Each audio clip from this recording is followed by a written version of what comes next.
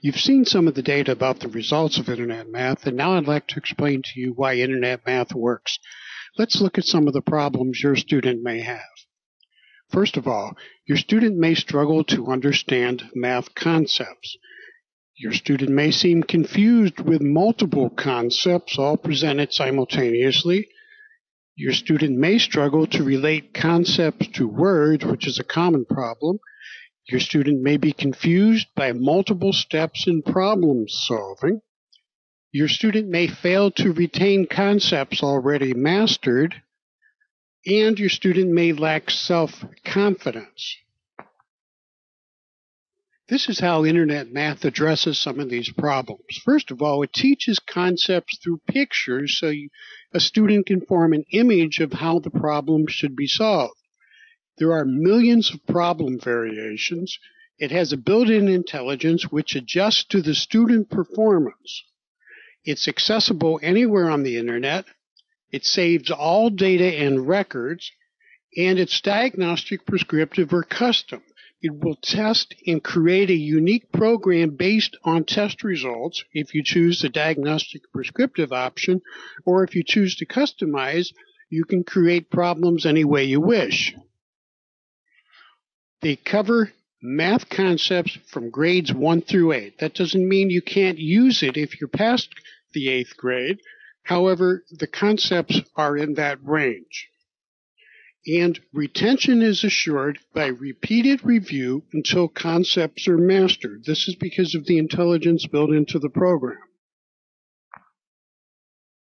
So how can you access this? First of all, click on the free button. Then create a login name and password, log in, and get started. And that's all there is. Caution, do not help your child with the problems. This defeats the computer's interpretation of responses.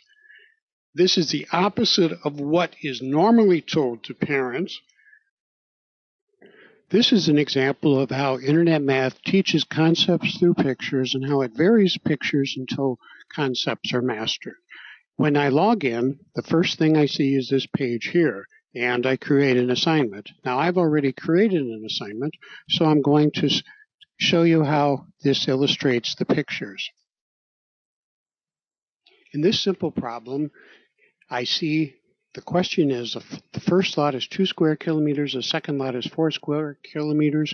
What fraction of the total is the first lot? Do not reduce. Now, if a student doesn't know how to do this, you click on hint 1. It says the denominator is the total number of square kilometers.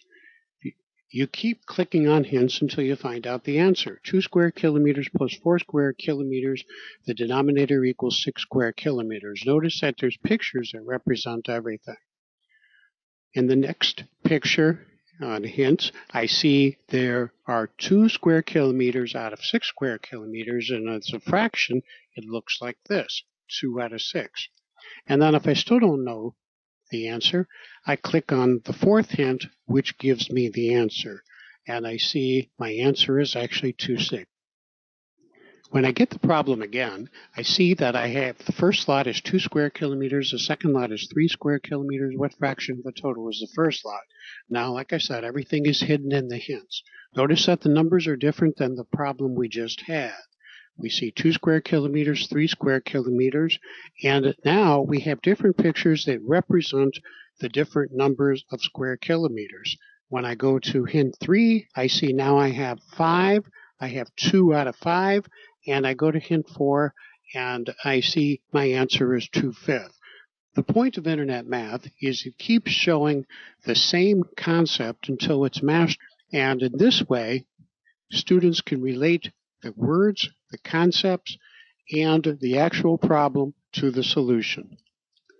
I hope this has been helpful. Remember, you can try this out simply by clicking on the free on the front page. Thank you.